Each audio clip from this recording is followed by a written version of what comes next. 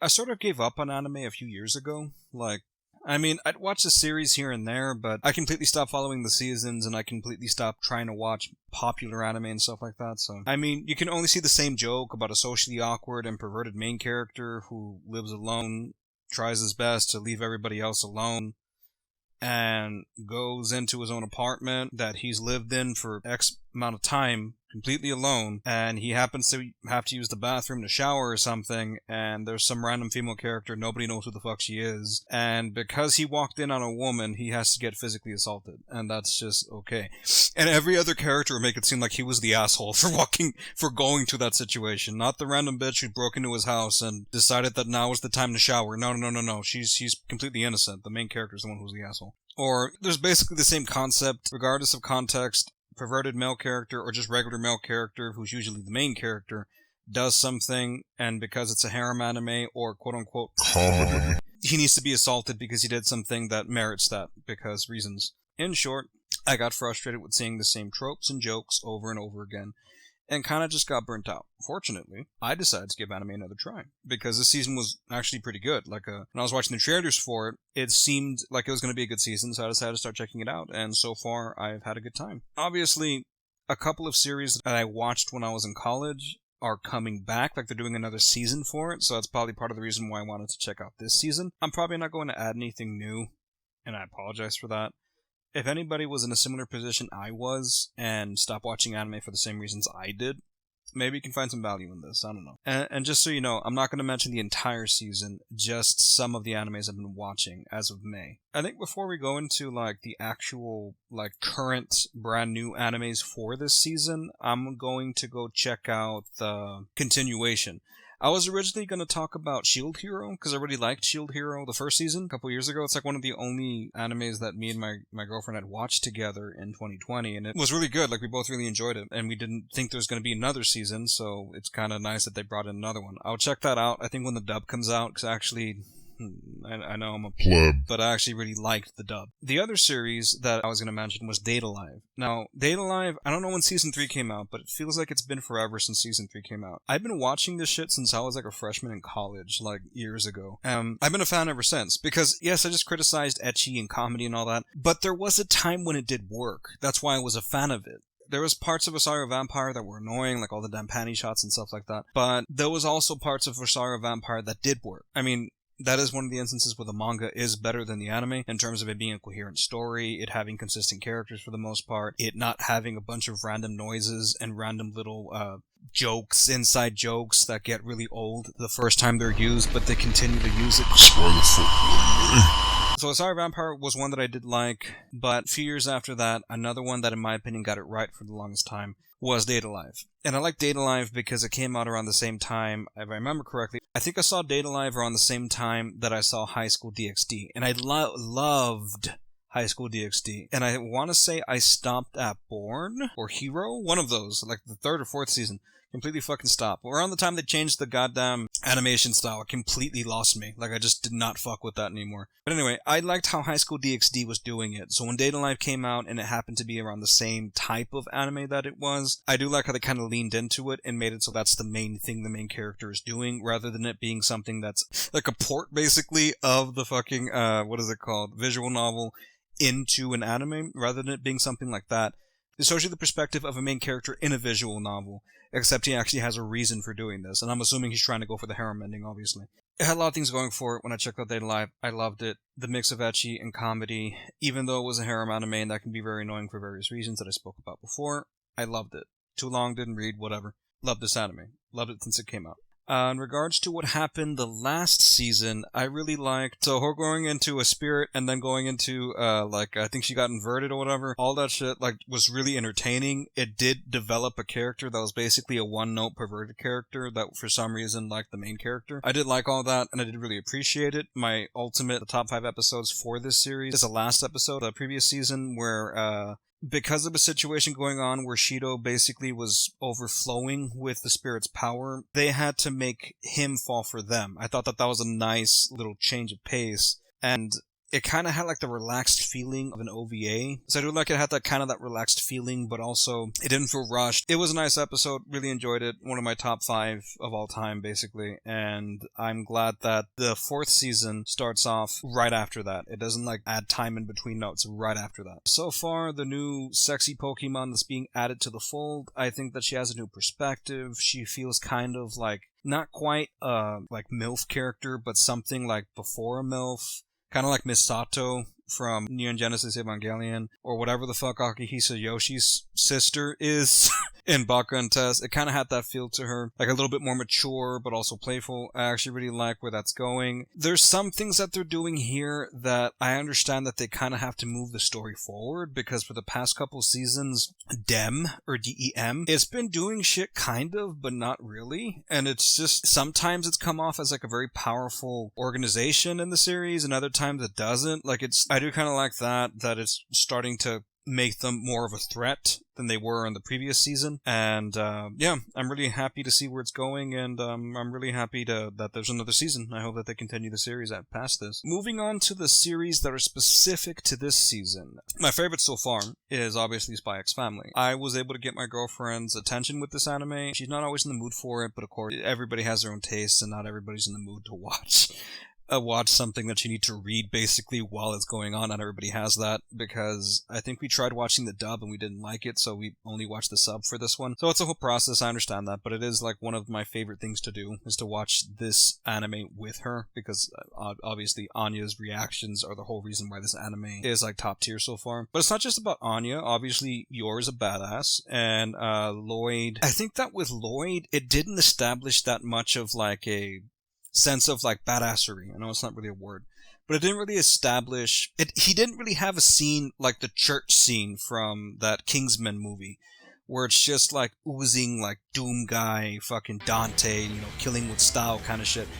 He doesn't really have that. It shows him to be capable the same way that it shows Yor to be capable, but Yor seems to be more capable of being an assassin than Lloyd is to be a spy, just based off of the fact that I don't see much of what he does. Obviously he knows how to fight and he knows how to defend himself, but like, because we're seeing him as he gets caught up or ends up being out of his element because of Anya, I have nothing to compare it to. So to me, that's the only thing I don't like, is that Lloyd's character feels like they're saying that he's like the most badass, like, super spy of all time, but they're not really showing any of that. They're just saying a lot of this shit. But to me, that's one of the things I don't like. Yor's a badass, Anya's like a badass, obviously she can throw an awesome right hook. Combo breaker! But anyway, I'm caught up as of yet, and on Spy X Family, and I am looking forward to seeing where it's going to go. Next one I wanted to talk about was Trapped in a Dating Sim, or Otome game something. There's like a lot of isekai anime. And a lot of those isekai anime also revolve around like dating sims, or basically generic JRPG bullshit, like that Sword Art Online. Sword Art Online, the first couple episodes were entertaining, and then eventually it kind of got boring, because he's a beater. After Sword Art Online, there was a fuck ton of isekai animes that started to, really pop up. The only one I've seen that was good recently was the Jobless Reincarnation. Loved it. It was a lot deeper than I thought it was going to be. The main character is obviously fucking creepy as shit, and I hope that there's less scenes of that.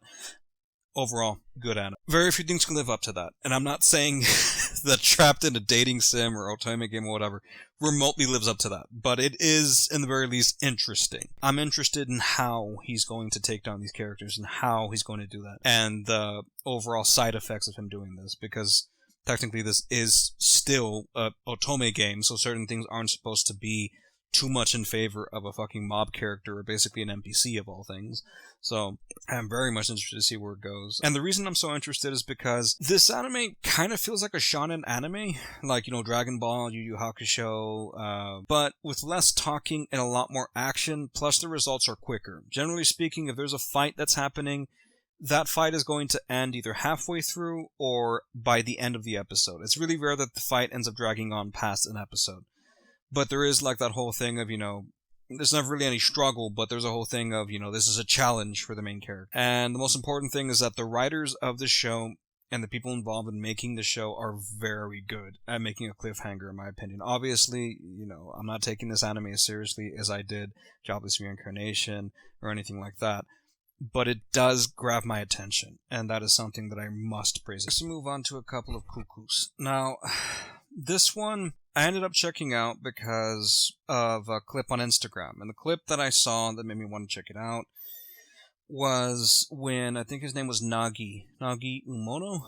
We'll just call him Nagi, the main character. He stops Erika Amano from jumping off the bridge. Now, obviously, that's not what she was trying to do, but it was funny enough that she was, like, threatening him with the fact that he tried to save her, and he fell, and he grabbed her tit, and all this other stuff in typical, harem anime or comedy anime fashion. It did kind of make me laugh legitimately, like, actually laugh out loud, not just actually laugh. Whatever, like, the fact that, like, that came back to bite him in the ass. And from there, like, once I saw that scene and then watched what happened after in the first episode, like, that's kind of what grabbed me. I'm tired of animes where there's, like, a tsundere character or some sort of dere character where, because of their archetype, they can't like the main character. And it's really obvious that that's why it is. It's because they're an archetype, so they can't like the main character until the main character does something necessary for it to be unlocked. And it usually is unlocked the same way it is in every other anime like it, or every other anime that has those types of archetypes. I am glad that that's slowly but surely starting to change a bit. And this one, and A Couple of Cuckoos, it seems to be a little bit faster that the main, I'm not really sure if she's a love interest. She's just kind of a main character that's there in the background. I do like that Erika seems to have some respect, or in the very least, like Nagi a lot quicker.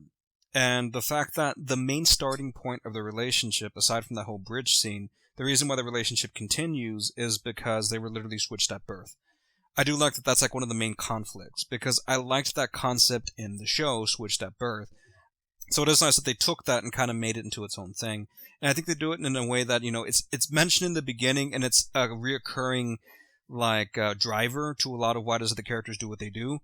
And why does the characters keep being put in the positions where they're being put into so that they can have conversations and kind of explore where each one came from based off of where they were raised and all of that. Because of this, Nagi and Erika do have to talk a lot more, and through their dialogue they come to understand each other better. I have absolutely no interest in the love interest for Nagi. What the hell was her name? Why did they organize this shit like on the...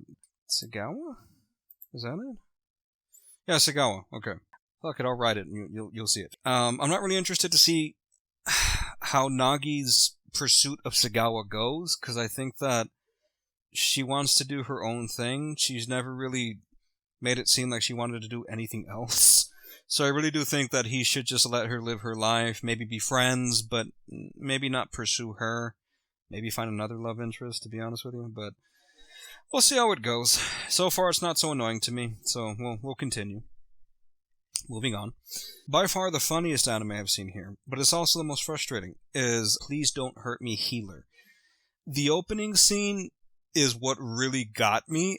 The opening scene where, I don't even think he has an actual name. The warrior character, I don't even think he has a name, is being attacked by a bear, and Carla just happens to be there, casually. So the main character, the hero character, warrior character, asks Carla for help, and the way that she reacts to the whole situation it caught me off guard. And what I love is that it actually caught the bear and the main character off guard so much that they stopped fighting, and they actually wanted to clarify things and have a whole ass conversation.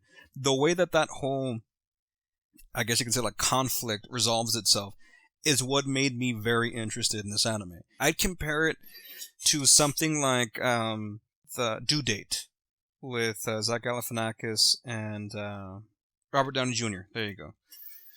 I was trying to watch Due Date the other day.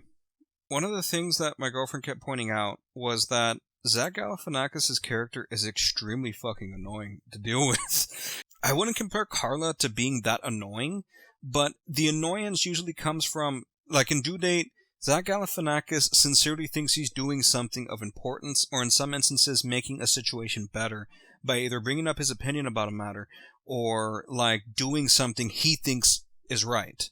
Obviously, he's not doing anything right, he's fucking things up. but he doesn't see it that way. And it doesn't matter how hard you try, in most instances, you don't convince him that he's doing anything wrong. In the same way, Carla, I don't know what she's on about, but basically, in every instance where something is shown to her, she's gonna handle it in a very strange way. Now, granted, Carla is not a moron. Like, she's not stupid. She knows, like, he get his ass beat. On top of that, I think that Carla, like, might fuck with, like, darker things or something.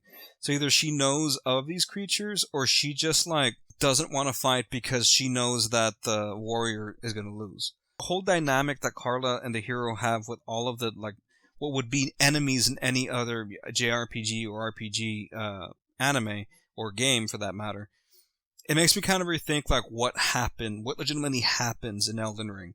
And of course, the most beautiful thing about this anime is that Carla's face is perpetually stuck in the no bitches, like, position. Like, with her eyebrows up, looking like if she's pitying whoever she's talking about, regardless of what she does. And when you combine that with the fact that she can't fucking wink, but she tries to be cutesy sometimes, like, it's just awesome. Like, the character of Carla is the reason why this anime is as good as it is.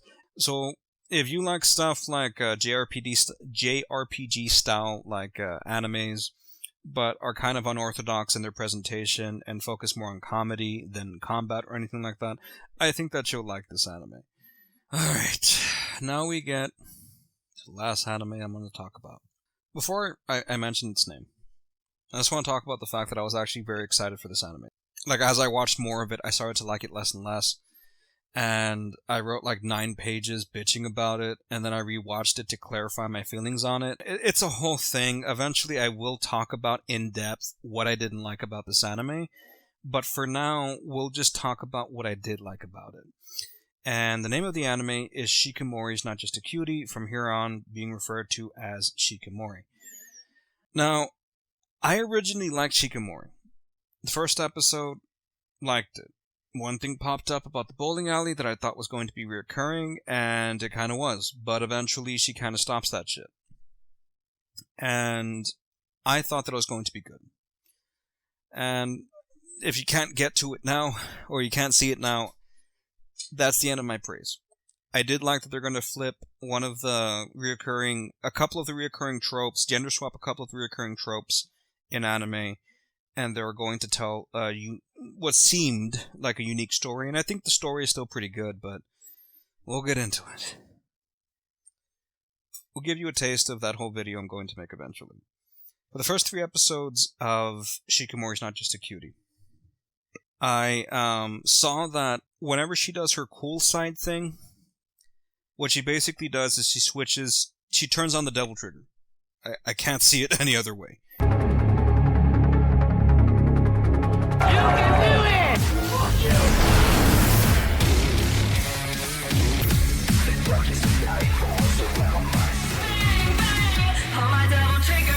She goes from, like, goofy Dante to serious Dante. That's why I'm transferring into the devil trigger. And it's it's never anything like of merit. Because keep in mind, she doesn't always turn on the devil trigger when she's doing the protecting Izumi. She'll say something like cool after she does something to protect him, but for the most part, she doesn't always do that. So she doesn't turn on the devil trigger whenever she does that. She only turns it on whenever it is that she's trying to basically show off to get Izumi's attention. And normally this wouldn't be a problem. Normally that would just be part of her character and that'd be it. And that was what I based my entire 8-page script on, because to me it came off a lot like what I didn't like in Komi Can't Communicate. The show has to stop so everybody could, say how nice she is. She can't just exist. It got annoying to me in Komi Can't Communicate because it never pushed past that. To Cutie, it does something similar with her using her devil trigger to basically show off for Izumi, in the way that the first time it happens is at a bowling alley. Like, if you told me you got a perfect strike at a bowling alley, I'd believe that. But if you told me that everybody in the bowling alley immediately started taking notice, started, like, shouting and praising, and everybody clapped in the end, I would not believe you. I would just think like, dude, why can't you just do something like why didn't you just leave it at the strike, the perfect game? Why do you have to add this other shit to it? And that's how every time that Shikimori shows off kind of turns out. And that's what annoyed me. That's only in the first 3 episodes, but yeah, I have a lot to say, obviously. So I'm not going to go too much into it. So we'll just conclude the video. Despite my negative experience with Shikimori's Not Just a Cutie, I liked the season. I think it's a good season. And I am happy to see that a lot of different series from Funimation is there for the backlog. As in, if you don't like this current season, there's a lot of stuff that if you didn't get to watch it the first time, you have a chance to with a huge backlog that's been uploaded to Crunchyroll. So, I liked this season. I am happy to see where it's going. And I think that if you abandoned anime for a bit because it became too much, you can only watch so many high school animes that are usually harem animes where the whole will they won't they never goes anywhere, and you're waiting for fucking 13 episodes, hours upon hours of fucking viewing with filler and shit, so you could just get to a point where the characters might kiss. You get to that point, you're fucking exhausted with anime, and you give up. I don't blame you. But if you want to get back into it, I think this season might be the one to do it. In the very least, I'd say if you're not going to check out this season, at least go check out My Dress Up Darling. It's one of the best animes of last season, and that was more or less the reason why I started watching anime again. Thank you for listening to me ramble.